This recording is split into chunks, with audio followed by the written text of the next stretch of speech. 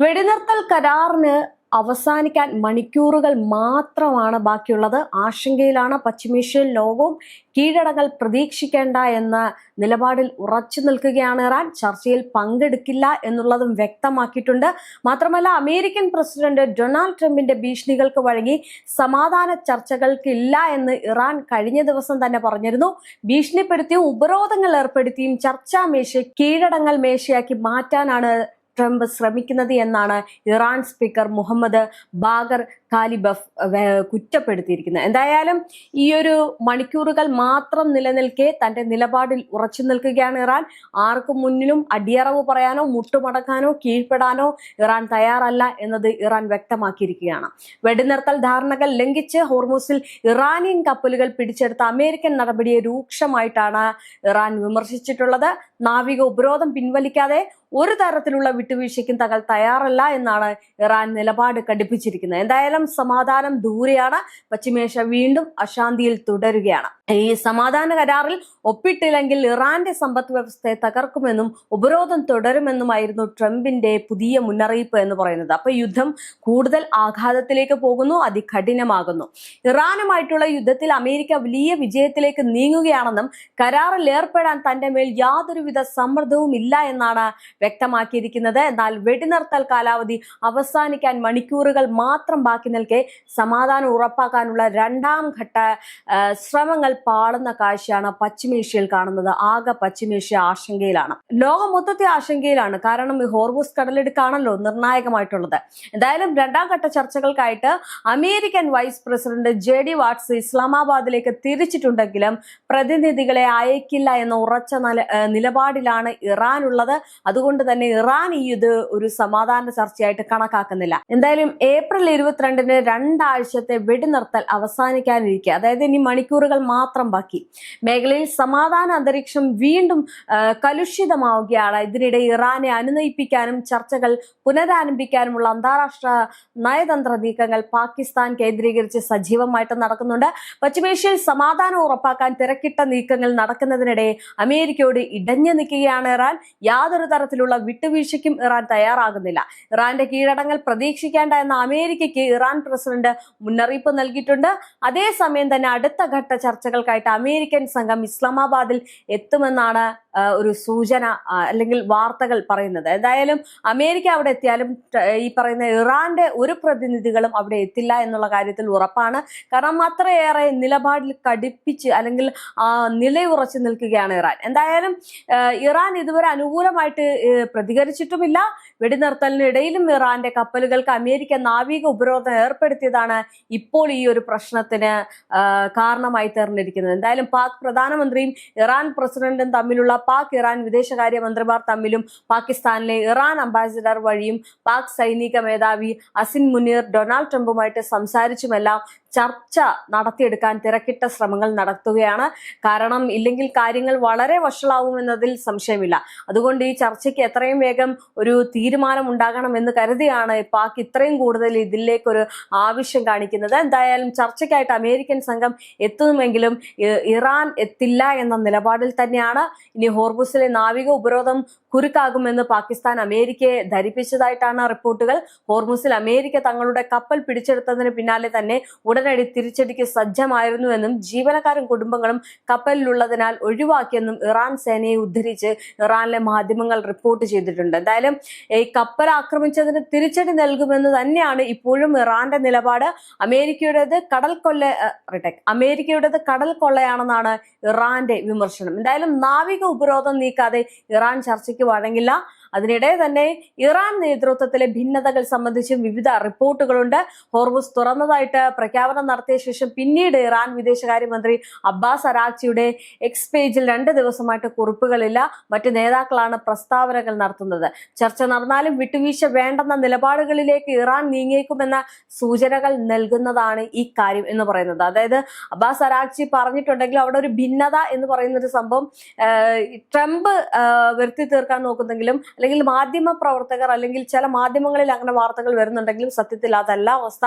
അവർ വീണ്ടും ആലോചിച്ച് ഈ ഒരു ചർച്ചയിൽ നിന്ന്, കാരണം ഒരുപാട് ചർച്ചയ്ക്ക് ഇറാൻ രംഗത്ത് എന്താണ്, ആ ഒരു ചർച്ചയ്ക്ക് ഇറാൻ രംഗത്ത് വരുന്ന സമയത്തെല്ലാം അമേരിക്ക ചതിക്കുകയാണ് ചെയ്തിട്ടുള്ളത്. വീണ്ടും വീണ്ടും ചതിയിൽ പെടുന്നതിന് പകരം ഈ ചർച്ചയിൽ നിന്ന് പിന്മാറുന്നതാണ് ഏറ്റവും നല്ലതെന്ന് ഇറാൻ അറിയാം. നമുക്ക് തന്നെ അറിയാം, ഈ ഒരു രണ്ടാം ഘട്ട ചർച്ച, ഈ യുദ്ധം തുടങ്ങുന്നതിന് മുമ്പേ തന്നെ ഉപരോധങ്ങൾ ഏർപ്പെടുത്തരുത് അല്ലെങ്കിൽ ആണവായുധം സമ്പുഷ്ടീകരണം എന്നൊക്കെ പറഞ്ഞിട്ട് അമേരിക്ക ചർച്ച നടത്തുന്നതിനിടയിലാണ് സംയുക്തമായിട്ടൊരു ആക്രമണം നടത്തിയത്. അത് വലിയൊരു ചതിയായിരുന്നു. അതിനുശേഷം വീണ്ടും ആക്രമണം തുടർന്നിരിക്കുന്ന സമയത്ത് തന്നെ എത്ര തവണ ഈ പ്രസ്താവനകൾ മാറ്റി മാറ്റി കള്ളത്തരം കാണിച്ച് ചതിയിലൂടെ ഈ ഒരു ആക്രമണം നടത്തിയിട്ടുണ്ട് ഈ അമേരിക്ക. അതുകൊണ്ട് തന്നെ ഈ ഒരു ചർച്ചയിലും ആ ഒരു ചതി കാണിച്ചത് കൊണ്ട് തന്നെ ഇറാൻ ഇനി അതിൽ വഴങ്ങി നിൽക്കില്ല എന്നതാണ് മറ്റൊരു കാര്യം. ഇതിനിടെ ചൈനീസ് പ്രസിഡന്റ് ഷിൻപിങ് സൗദിക്ക് കൂടുതൽ ശക്തമായിട്ടുള്ള സഹകരണം വാഗ്ദാനം ചെയ്തു. അതായത് സൗദി കിരീടാവകാശി മുഹമ്മദ് ബിൻ സൽമാനുമായിട്ട് സംസാരിച്ചു. ഹോർമൂസ് തുറക്കണം എന്നത് തന്നെയാണ് അവരുടെയും ആവശ്യം. മാത്രമല്ല, ഈ ഹോർമൂസ് എത്രയും വേഗം തുറക്കാനുള്ള രീതികളും അല്ലെങ്കിൽ ഒരു സംസാരവും സമാധാന ചർച്ചയും അവർക്ക് ആവശ്യമുണ്ട് എന്ന് പറയുന്നുണ്ട്. ഹോർമൂസ് തുറക്കണം, യുദ്ധം അവസാനിപ്പിക്കണം, സൗദിയുമായിട്ടുള്ള ചർച്ചയിലാണ് ഈ ചൈനയും നിലപാട് വ്യക്തമാക്കി രംഗത്തെത്തുന്നത്. മാത്രമല്ല, ഹോർമൂസ് കടലിടുക്ക് തുറക്കണമെന്നാണ് അവരുടെ ആവശ്യം. അന്താരാഷ്ട്ര സമൂഹത്തിന്റെ താല്പര്യങ്ങൾ സംരക്ഷിച്ചുകൊണ്ട് മേഖലയിലെ യുദ്ധം അവസാനിപ്പിക്കണമെന്നും സൗദി അറേബ്യയുമായിട്ടുള്ള ചർച്ചയിൽ ചൈനയും ആവശ്യപ്പെട്ടിട്ടുണ്ട്. ഇതെല്ലാം നടക്കുമ്പോൾ പ്രശ്ന പരിഹാരത്തിനായിട്ട് പാകിസ്ഥാൻ ഇറാനുമായിട്ട് ചർച്ചകൾ തുടരുന്നുണ്ടെങ്കിലും യാതൊരു തരത്തിലുള്ള നിലപാടിലും മാറാതെ ഉറച്ചു നിൽക്കുന്ന ഇറാനെയാണ് കാണാൻ സാധിക്കുന്നത്. അത് വലിയ രീതിയിലുള്ള ഒരു പ്രശ്നമായി തീരാനും സാധ്യതയുണ്ട്. എന്തായാലും ഇറാന്റെ സൈനിക ശേഷിയെക്കുറിച്ചുള്ള പുതിയ ചർച്ചകൾ ഇനി വെറും മിസൈലുകളുടെ എണ്ണം, ഡ്രോണുകളുടെ ശേഷി അല്ലെങ്കിൽ വിക്ഷേപണ പ്ലാറ്റ്ഫോമുകളുടെ കണക്ക് എന്നിവയിൽ ഒതുങ്ങുന്നില്ല.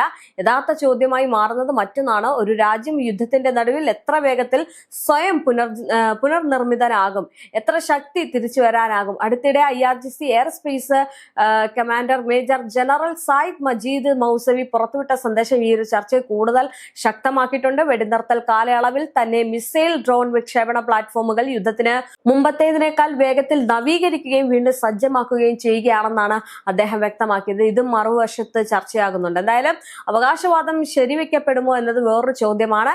എന്നാൽ അതിനേക്കാൾ പ്രധാനപ്പെട്ടത് ഈ പ്രസ്താവനയെ തുറന്നു കാണിക്കുന്ന യുദ്ധത്തിന്റെ പുതിയ യുക്തിയാണ്. ആധുനിക യുദ്ധങ്ങളിൽ ഇനി ആദ്യ പ്രഹരമാണ് എല്ലാം തീരുമാനിക്കുന്നത് എന്ന ധാരണ ക്ഷയിച്ചു വരുന്നു.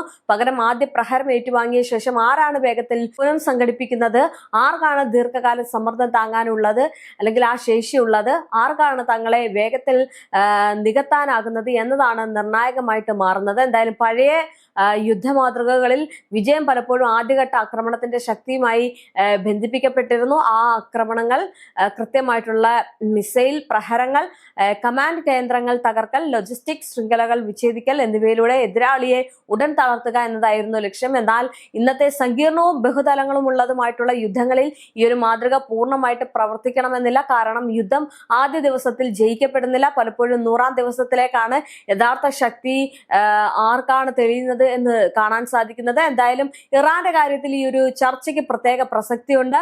വർഷങ്ങളായിട്ട് ഉപരോധങ്ങളും സാമ്പത്തിക സമ്മർദ്ദങ്ങളും സാങ്കേതിക നിയന്ത്രണങ്ങളും നേരിട്ട സാഹചര്യത്തിലാണ് രാജ്യം സ്വന്തം പ്രതിരോധ ഘടന വികസിപ്പിച്ചത്. പുറത്തുനിന്നുള്ള വിതരണത്തെ ആശ്രയിക്കാൻ കഴിയാത്ത സാഹചര്യം ഇറാന് ആഭ്യന്തര ഉൽപാദനം, സ്വദേശ സാങ്കേതിക വിദ്യ, വിതരണ ശൃംഖലകളുടെ വികേന്ദ്രീകരണം, വേഗത്തിലുള്ള അറ്റകുറ്റപ്പണി സംവിധാനം എന്നിവയിലേക്ക് തിരിച്ചിട്ടുണ്ട്. എന്തായാലും ഈ നിർബന്ധിതമായിട്ടുള്ള മാറ്റങ്ങളാണ് ഇന്ന് പ്രവർത്തനപരമായിട്ടുള്ള പ്രതിരോധ ശേഷി എന്ന രൂപത്തിൽ കാണപ്പെടുന്നത്. എന്തായാലും പ്രവർത്തനപരമായിട്ടുള്ള പ്രതിരോധ ശേഷി എന്നത് ഒരു സൈന്യം ആദ്യ പ്രഹരം താങ്ങി നിൽക്കുക എന്നത് മാത്രമല്ല, അതിനുശേഷം പുതിയ സാഹചര്യത്തിൽ വേഗത്തിൽ തിരിച്ചെത്തുകയും കൂടുതൽ വഴക്കത്തോടെ പ്രവർത്തിക്കുകയും ചെയ്തതാണ്. എന്തായാലും ഇതൊരു പ്രതിരോധമല്ല, ആക്രമണ സാധ്യതകളെ നിലനിർത്തുന്ന ഒരു പ്രതിരോധമാണ്. അതുകൊണ്ട് തന്നെയാണ് ചില വിദഗ്ധർ പറയുന്നത് പുനർനിർമ്മാണം ഒരു സാങ്കേതിക നടപടിയല്ല, അത് തന്നെ ഒരു തന്ത്രപരമായിട്ടുള്ള ആയുധമാണെന്നാണ്. എന്തായാലും ഇവിടെ വെടിനിർത്തൽ കാലയളവുകളുടെ അർത്ഥവും മാറുകയാണ്. പരമ്പരാഗതമായിട്ട് വെടിനിർത്തൽ എന്നത് പുനഃസംഘടനയ്ക്കുള്ള സമയം എന്നിവയായിരുന്നു. എന്നാൽ ഇന്ന് ചില രാജ്യങ്ങൾക്ക് അത് മുന്നോട്ടുള്ള കുതിപ്പിനുള്ള അവസരമായിട്ട് മാറുന്നു. ആക്രമണം താൽക്കാലികമായിട്ട് കുറഞ്ഞ സമയത്ത് സ്റ്റോക്കുകൾ പുനർനിർമ്മിക്കുക, പ്ലാറ്റ്ഫോമുകൾ നവീകരിക്കുക, സാങ്കേതിക സംവിധാനങ്ങൾ അപ്ഡേറ്റ് ചെയ്യുക, പുതിയ തന്ത്രങ്ങൾ കീഴടങ്ങൽ പരീക്ഷിക്കുക എന്നിവയ്ക്ക് വെടിനിർത്തൽ ഘട്ടം ഉപയോഗിക്കപ്പെടുന്നു. പുറത്തുനിന്ന് ശാന്തതയായി തോന്നുന്ന ഘട്ടം അകത്ത് വൻ സജ്ജീകരണത്തിന്റെ സമയമായിട്ട് മാറുകയാണ്. ഇപ്പോൾ ഇറാനിലും അത്തരം നീക്കങ്ങൾ സംഭവിക്കുകയാണ്. മാത്രമല്ല ഇറാൻ ഇപ്പൊ പറയുന്നുണ്ടല്ലോ, ഞങ്ങൾ ഈ ചർച്ചയ്ക്ക് വരുന്നില്ല, അവരുടെ പ്രതിനിധികളെ ഇസ്ലാമാബാദിലേക്ക് വിടുന്നില്ല. അതുകൊണ്ട് തന്നെ മറുവശത്ത് ഇറാൻ തന്റെ നീക്കങ്ങൾ അതിനിർണായകമായിട്ട് നടത്തുകയാണ്. അവരുടെ ആയുധങ്ങൾ അവര് അറ്റകുറ്റപ്പണിയൊക്കെ കഴിഞ്ഞ് മിനുക്കുകയാണ്. ഇനി ഏത് നിമിഷവും എന്ത് സംഭവിപ്പിക്കാം എന്ന രീതിയിലേക്കാണ് ഇറാന്റെ നിലപാട് എന്ന് പറയുന്നത്. കാരണം ഇറാൻ ഇനി ചർച്ചയ്ക്കില്ല, കപ്പൽ പിടിച്ചെടുത്തതോടെ ഞങ്ങൾ എന്തിനും സജ്ജം എന്നാണ് ഇറാൻ പറയുന്നത്. അതുകൊണ്ട് തന്നെ വലിയൊരു യുദ്ധം ഇനി കാണുമോ എന്നതാണ് ഒരു ചോദ്യചിഹ്നം. എന്തായാലും വെടിനിർത്തൽ കരാർ അവസാനിക്കാൻ ഇനി മണിക്കൂറുകൾ മാത്രമാണ് ബാക്കിയുള്ളത്. ഈ മണിക്കൂറുകളിൽ എന്തായിരിക്കാം സംഭവിക്കുന്നത് എന്ന് നോക്കിക്കാണേണ്ടിയിരിക്കുന്നു.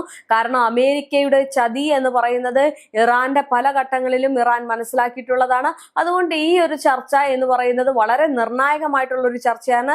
ലോക രാജ്യങ്ങൾ ഒന്നടങ്കം ഈ ഒരു സമാധാന ചർച്ചയ്ക്കായിട്ട് കാത്തിരുന്നു. പശ്ചിമേഷ്യയെ സംബന്ധിച്ചിടത്തോളം ഈ ചർച്ച എന്ന് പറയുന്നത് അവരുടെ ഒരു ജീവൻ മരണ പോരാട്ടത്തിന്റെ ഭാഗമായിരുന്നു. കാരണം ഈ ചർച്ച അത്രയും കൂടുതൽ ആവശ്യപ്പെട്ടിരുന്നത് പശ്ചിമേഷ്യയായിരുന്നു. പക്ഷെ ഈ പശ്ചിമേഷ്യയെ ഭീതിയിലാക്കിക്കൊണ്ടാണ് ഇന്നിപ്പോൾ ഇറാൻ നിലപാടെടുത്തിരിക്കുന്നത്. അതുകൊണ്ട് തന്നെ ആ ഒരു പ്രശ്നം എത്രത്തോളം ഗുരുതരമാകുമെന്നത് നോക്കിക്കാണേണ്ടിയിരിക്കുന്നു. മറുവശത്ത് ഇറാൻ ചർച്ചയ്ക്ക് തയ്യാറാകുന്നുമില്ല. മാത്രമല്ല ഇനി ഞങ്ങൾ യുദ്ധം ചെയ്യാൻ സജ്ജമാണ് എന്നും കൂടി പറയുന്നുണ്ട്. അപ്പോൾ ഈ ഹോർമുസ് കടലിടുക്ക് വളരെ വീണ്ടും നിർണായകമായിട്ട് മാറും. കാരണം എങ്ങനെയെങ്കിലും സമാധാനം കൊണ്ടുവന്ന് അവിടെ ഒരു യുദ്ധം നിർത്താനുള്ള സാഹചര്യം ഒരുക്കിയെങ്കിലും ആ ഒരു സാഹചര്യത്തിൽ നിന്ന് പിന്മാറുന്ന അവസ്ഥയാണ്. കാരണം വേറൊന്നും കൊണ്ടല്ല, ഈ ഇറാന്റെ കപ്പൽ അമേരിക്ക പിടിച്ചെടുത്ത കാരണത്താൽ തന്നെയാണ്. എന്തായാലും അമേരിക്ക ചതിക്കുന്നതനുസരിച്ച് വീണ്ടും ഈ അമേരിക്ക അവിടുത്തെ ജനങ്ങളെ സമ്മർദ്ദത്തിലേക്ക് തള്ളിവിടുകയാണ്. പശ്ചിമേഷ്യയെ ഇത്രയും ഗുരുതരാവസ്ഥയിൽ കൊണ്ടുപോകുന്നതും അമേരിക്കയാണ്. കാരണം ഒന്ന് ആലോചിച്ച് നോക്കിക്കഴിഞ്ഞാൽ ഇനി ഞങ്ങൾ ഒരു പ്രശ്നത്തിനുമില്ല, ഞങ്ങൾ ഒരു കാര്യത്തിനും വരുന്നില്ല എന്ന് പറഞ്ഞിട്ട് അമേരിക്ക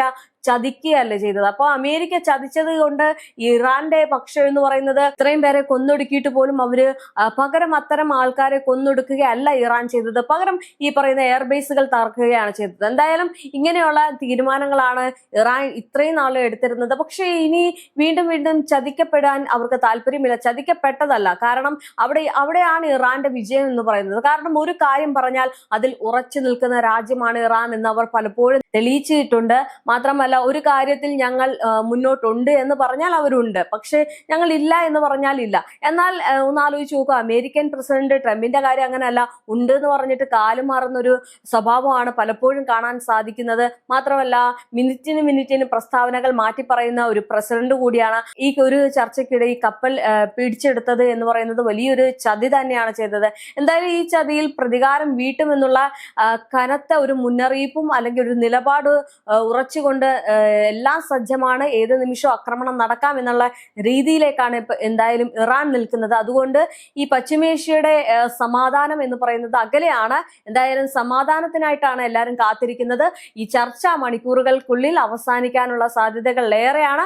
എന്തായാലും ഈ ചർച്ചയിൽ എന്തായിരിക്കും നിർണായകമാകുക എന്നത് നോക്കിക്കാണേണ്ടിയിരിക്കുന്നു. കാരണം ചർച്ചയ്ക്ക് ഇറാനില്ല. അപ്പോൾ എങ്ങനെയായിരിക്കും ചർച്ച നടക്കുക, എന്തായിരിക്കും അടുത്ത ഘട്ടം എന്നത് നമുക്ക് എല്ലാവർക്കും ഒരേപോലെ തന്നെ ആകാംക്ഷ നൽകുന്ന ഒരു കാര്യമാണ്. എന്തായാലും വെടിനിർത്തൽ ചർച്ച പരാജയമായി പോകുമോ എന്നതാണ് രാഷ്ട്രീയ നിരീക്ഷകരും എല്ലാവരും ഉറ്റുനോക്കുന്നത്.